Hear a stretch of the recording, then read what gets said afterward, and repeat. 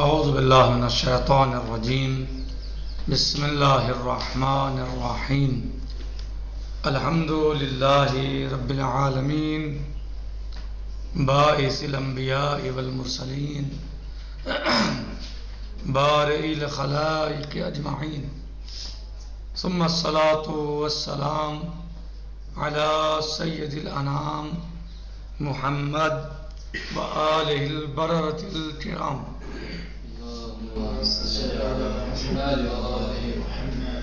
وعجل فرجہم۔ سورہ حجرات المبارکہ کی آیت نمبر 9 اور 10 میں ہمارا گفتگو کا موضوع ان آیات کی، ان دونوں آیتوں کی تفسیر ہے، اور جس میں سے بعض کو ہم نے گزشتہ دروس میں بیان کیا اور باقی کچھ کو آج انشاءاللہ قدر امکان بیان کرنے کی، سمجھنے کی کوشش کرتے ہیں۔ اللہ عز و جل کا یہ ارشاد گرامی قدر کہ جو اللہ عز و جل نے آیت نمبر 9 اور آیت نمبر 10 میں سورہ حجرات المبارکہ کی یہ فرمایا ہے، بسم اللہ الرحمن الرحیم وَإِن طَائِفَتَانِ مِنَ الْمُؤْمِنِينَ اقْتَتَلُوا فَأَصْلِحُوا بَيْنَهُمَا فَإِن بَغَتْ إِحْدَاهُمَا عَلَى الْأُخْرَى فَقَاتِلُوا الَّتِي تَبْغِي حَتَّى تَفِيءَ إِلَى أَمْرِ اللَّهِ فَإِن فَاءَتْ فَأَصْلِحُوا بَيْنَهُمَا بِالْعَدْلِ وَأَقْسِطُوا إِنَّ اللَّهَ يُحِبُّ الْمُقْسِطِينَ إِنَّمَا الْمُؤْمِنُونَ إِخْوَةٌ فَأَصْلِحُوا بَيْنَ أَخَوَيْكُمْ وَاتَّقُوا اللَّهَ لَعَلَّكُمْ تُرْحَمُونَ۔ ان دونوں آیتوں کے بارے میں ہماری گفتگو اور بحث چل رہی ہے۔ ہم نے اس کی بعض تفسیر کو بیان کیا اور ہماری بات یہاں تک پہنچی تھی فَإِن فَاءَتْ فَأَصْلِحُوا بَيْنَهُمَا بِالْعَدْلِ، یعنی اگر ان میں سے ایک گروہ دوسرے پر تجاوز کرے، ظلم کرے، تو تم ظالم کے ساتھ جنگ کرو، اقتتال کرو، تاکہ وہ اللہ کے امر کی طرف پلٹ آئے، اللہ کے امر کو قبول کر لے، اور جب وہ اللہ کے امر کو قبول کر لے تو پھر ان دونوں کے درمیان صلح کرائیں۔ تو صلح کرا، ان کے درمیان صلح کرائیں۔ ظاہر ہے یہ جنگ بھی جو جنگ ہے فَاقْتَتَلُوا جو حکم دیا گیا، تو یہ جنگ بھی برائے جنگ نہیں ہے، بلکہ اسی لیے ہے تاکہ وہ اللہ کے امر کو تسلیم کر لے۔ فَإِن فَاءَتْ فَأَصْلِحُوا بَيْنَهُمَا بِالْعَدْلِ، اور جب وہ اللہ کے حکم کو مان لے تو ان کے درمیان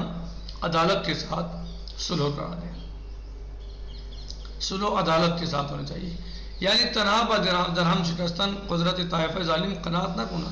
یعنی صرف اور صرف آپ جو ہیں وہ دشمن کی گروہ کی طاقت کو کم کرنے کے لیے اس پر صرف اکتفا نہ کریں کہ یعنی دشمن کی طاقت کم کر دی بس کافی ہے، نہیں، طاقت کم کرنا بھی مقصود نہیں ہے، یہاں مقصود صرف یہ ہے، وہ یہ ہے کہ اللہ کے امر کو تسلیم کیا جائے،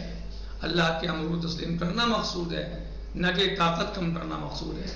اسی لیے طاقت کو کم کیا جا رہا ہے، کمزور کیا جا رہا ہے اسے، تاکہ وہ اللہ کے حکم کو مان لے، نہ کہ مقصود اس کی طاقت کو کم یا ختم کرنا ہے۔ بلکہ ان پیکار باید زمین ساز صلح باشد، بلکہ جنگ چاہیے کہ صلح کے لیے زمینہ فراہم کرے، حالات مہیا کرے، یعنی جو جنگ آپ حکم دیا گیا فَاقْتَتَلُوا، اگر دو فرقوں میں، طائفوں میں سے کوئی ایک طائفہ تجاوز کرے تو آپ اس سے جنگ کرو، تو جنگ برائے جنگ نہیں ہے، یا اس کی طاقت کو کمزور کرنا صرف اور صرف مقصد نہیں ہے، بلکہ اس کی طاقت کو کمزور کر کے اسے سلو پہ لانا مقصود ہے، صحیح، نہ کہ صرف مقصود جو ہے طاقت کا کم کرنا ہے۔ اور یہ جنگ جو ہے یہ جنگ برائے جنگ نہیں ہے، بلکہ اس لیے ہے تاکہ سلو کے حالات مہیا ہو سکیں۔ مقدمائی برائے ریشے کن کاردان عوامل نظامت درگیری و ڈرنے با گزشتن زمان ہوتا ہے طولانی بار دیگر کہ ظلم در خود احساس توانائی کند برمی خیزاد و نظارہ از سر می گیراد۔ اور یہ اس لیے ہے تاکہ جو ظالم ہے جس نے انسان نے ظلم کیا ہے یہ گویا مقدمہ ہے اس کو یہ احساس دلانے کا اور اس کو اس حد تک اس منزل پہ لانے کا تاکہ وہ کبھی بھی زندگی میں دوسرے پر ظلم کے بارے میں نہ سوچے اور ظلم نہ کرے۔ یعنی یہاں پر جو آپ کو جنگ کا حکم دیا گیا ہے وہ کس لیے دیا گیا؟ اس کی طاقت کمزور کرنا مقصود نہیں ہے یا اس سے جنگ کرنا مقصود نہیں ہے، بلکہ حکم اس لیے دیا گیا تاکہ اس کی طاقت کمزور ہو تو وہ صلح پہ آمادہ ہو جائے اور وہ اس سے سبق اور عبرت حاصل کرے اور وہ آئندہ کسی کے ساتھ جو ہے وہ ظلم نہ کرے، زیادتی نہ کرے، کسی سے مثلاً بلا وجہ تنازع نہ کرے۔ بعض مفسران از تعبیر بالعدل استفادے کرتے ہیں، بعض مفسروں نے عدل کی تعبیر سے استفادہ کیا ہے کہ اگر درمیان ان دو گروہ حقی پائمال شدے کہ اگر یعنی کیا مراد لیا ہے اس سے کہ اگر ان دو گروہوں کے درمیان کوئی حق پامال ہوا ہے، کیا ہوا ہے؟ حق پامال ہوا ہے، حق ضائع و حق چھینا گیا ہے، یا خونی ریختے شدے یا خون بہایا گیا ہے کہ منشا درگیری و نزاع گشتے است کہ جو مثلا نزاع اور تنازع کی وجہ سے ہوا ہے، یعنی جو نزاع جھگڑا تنازع یا جو ناراضگی ہوئی ہے اس میں خون بہایا گیا یا مثلا کسی کا حق تلفی ہوئی ہے، حق چھینا گیا ہے، باید ان ہم اصلاح شواد تو چاہیے کہ اس کی بھی اصلاح کریں، یعنی حق چھینا تھا تو واپس دلایا جائے، ظاہر سی بات ہے جبھی تو انصاف کے ساتھ ہوگا، صحیح، خون بہایا تھا تو یا تو جو ہے وہ قصاص یا دیت جو بھی اس میں واجب ہے یا وہ معاف کر دیں، جیسے بھی یعنی جو ہے وہ ہو سکتا ہو۔ اصلاح بالعدل نخاد بود باید ان اصلاح شود چاہیے کہ وہ اصلاح کرائیں ان کی، اگر نہ اصلاح بالعدل نخاد بود و از اونجا کے تمایلات گروہی گاہی افراد را و ہنگام قضاوت و داوری بسویتی از دو طائفے متخاصم متمایل مزاجات۔ نہ ایسا نہیں ہونا چاہیے کہ قضاوت میں یا فیصلے میں دو طائفوں میں سے جو آپس میں لڑ رہے ہیں ان میں سے کسی ایک کی طرف جو ہے تمائل ہو جائے، ایسا نہیں ہے۔ وہ بے طرفی داوران را نقض میں کناد قرآن در چارمین و آخرین دستور با مسلمانان حشدار دادے، یعنی سلو کراتے ہوئے آپ کو ان کے حقوق کا خیال رکھنا ہے، آپ کو ان کے جو جس بات پہ تنازع ہوا ہے، صحیح، جو جھگڑے کا سبب بنی ہے چیز یہ حق تلفی تھی یا خوریزی تھی جو بھی تھی جس وجہ سے بھی، تو آپ کو اس مسئلے میں جو سلو کرانی ہے، سلو کا مطلب یہ نہیں ہوتا کہ ایک کو جو ہے آپ فیصلہ کرتے ہوئے دبا دیں، دوسرے کو جو ہے وہ مثلا جو ہے وہ خوش کر دیں، ایک کو حق چھین لیں دوسرے کو زیادہ دے دیں ایک کو کم، نہیں، جس کا جتنا حق ہے، جو ضرورت ہے، جتنی مناسب ہے، یعنی جتنا جس کا حق بنتا ہے۔ عدالت کا مطلب برابری نہیں ہوتا، عدالت کا مطلب برابری مساوات نہیں ہے، بلکہ عدالت کا مطلب کیا ہے؟ جس کا جو حق ہے وہ دیا جائے، جس کا جو حق ہے وہ اس کو دیا جائے۔ قسط و عدل و نفع ہر گونے تبعیض را رعایت کنید، قسط و عدل کی ہر اس میں چاہیے کہ رعایت کریں کہ خداوند عدالت پیشروان را دوست داراد، اس لیے کہ اللہ عز و جل عدالت کو دوست رکھتا ہے، صحیح ہے، یعنی عدالت جو ہے ایک ایسی شے ہے کہ جس کو اللہ دوست رکھتا ہے اور لہٰذا ہمارے تمام امور میں عدالت کا خیال ہونا چاہیے۔ وَأَقْسِطُوا إِنَّ اللَّهَ يُحِبُّ الْمُقْسِطِينَ، اور تم جو ہے وہ قسط، عدل و قسط، یعنی عدل سے کام لو، قسط سے کام لو، اللہ مقسطین کو دوست رکھتا ہے اور پسند فرماتا ہے۔ درائے بات برائے تاکید امر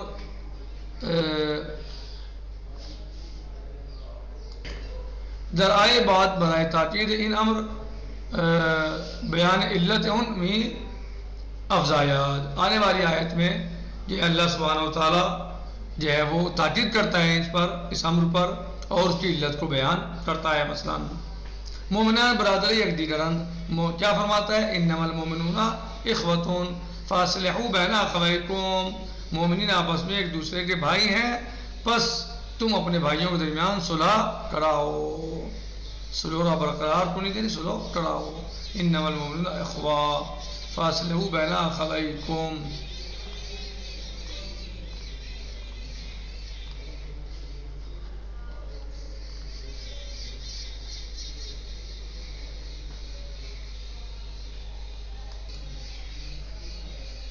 انما المومنون اخوۃ فاصلحوا بین اخویکم، مومنین آپس میں بھائی ہیں اور تم اپنے بھائیوں کے درمیان صلح کراؤ. اور صلح جو ہے وہ عدل اور قسط کے ساتھ ہونی چاہیے، جس کا جتنا حق ہے اس کو وہ دیا جانا چاہیے. اگر کسی پر کوئی ظلم ہوا ہے تو اس کی بھرپائی ہونی چاہیے، کسی کا حق چھینا ہے تو مثلا واپس ہونا چاہیے. جو بھی جب کسی نے کسی کا حق دبایا ہے تو اس کو اس کا حق ملنا چاہیے، اور جس کا جو حق ہے وہ اس تک پہنچنا چاہیے. خیر، ہمون اندازے کے برائے ایجاد صلح درمیان دو برادر نسبی تلاش و کوشش میں کنید، باید درمیان مومنان متخاصم نیز برائے برقراری صلح بطور جدی و قاطع وارد عمل شبیر. جس طریقے سے ہمون اندازے کے برائے ایجاد صلح درمیان دو برادر نسبی، جس طریقے سے نسبی، جس طریقے سے آپ یعنی تم دو نسبی بھائیوں کے درمیان صلح کراتے ہو اور صلح کی کوشش کرتے ہو، اسی طریقے سے درمیان مومنان متخاصم، دو مومن گروہوں کے درمیان کہ جو آپس میں لڑ رہے ہوں، تنازع کر رہے ہوں، ان دونوں گروہوں کے درمیان بھی اسی طریقے سے صلح عمل میں لاؤ. جس طریقے سے تم اپنے دو نسبی بھائیوں کے درمیان صلح کراتے ہو، اسی طریقے سے اگر دو مومن آپس میں لڑنے لگے، جھگڑا کرنے لگے، تو تم ان کے درمیان صلح کراؤ. چه تعبیر جالب و جیرائی کہ ہمیں مومنان برادر ایک دیگرند و نزاع درگیری میان اونا درگیری میان برادران نامیده کہ باید بزودی جائے خود را بصلح و صفا بدهد. یعنی چه تعبیر جالب و جیرائی، کتنی بہترین دلچسپ یہ تعبیر ہے کہ تمام مومنین آپس میں ایک دوسرے کے بھائی ہیں،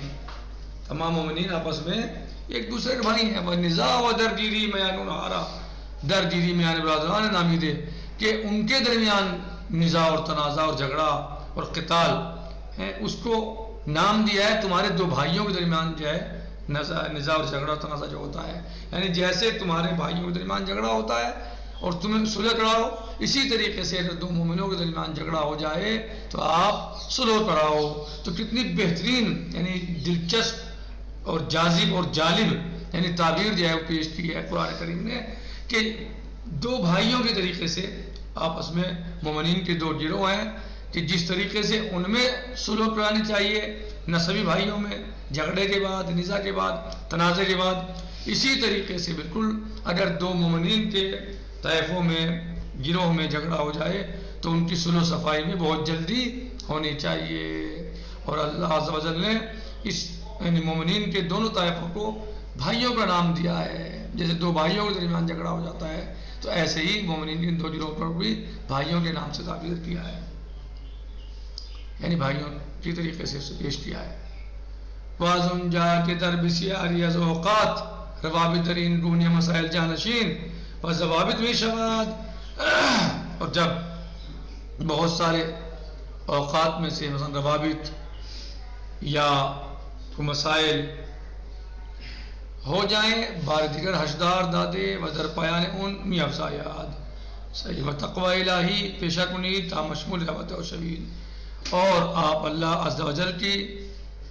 تقوی کو اختیار کرو، یعنی جب یعنی آپ اگر دو بھائیوں کے درمیان جھگڑا ہو تو اس میں صلح کراؤ، اور پھر آخر میں اللہ عز و جل نے فرمایا کہ تقوی الہی کو اختیار کرو اور تاکہ اللہ کی رحمت تمہارے شامل حال ہو سکے. یعنی اس پوری ڈیٹیل کو بتانے کے بعد آیت شریفہ میں آخر میں کیا فرمایا؟ واتقوا اللہ لعلکم ترحمون، اور تم اللہ عز و جل کا تقوی اختیار کرو تاکہ اللہ کی رحمت تمہارے شامل حال ہو سکے۔ وہ ان ترتیب کے مہم ترین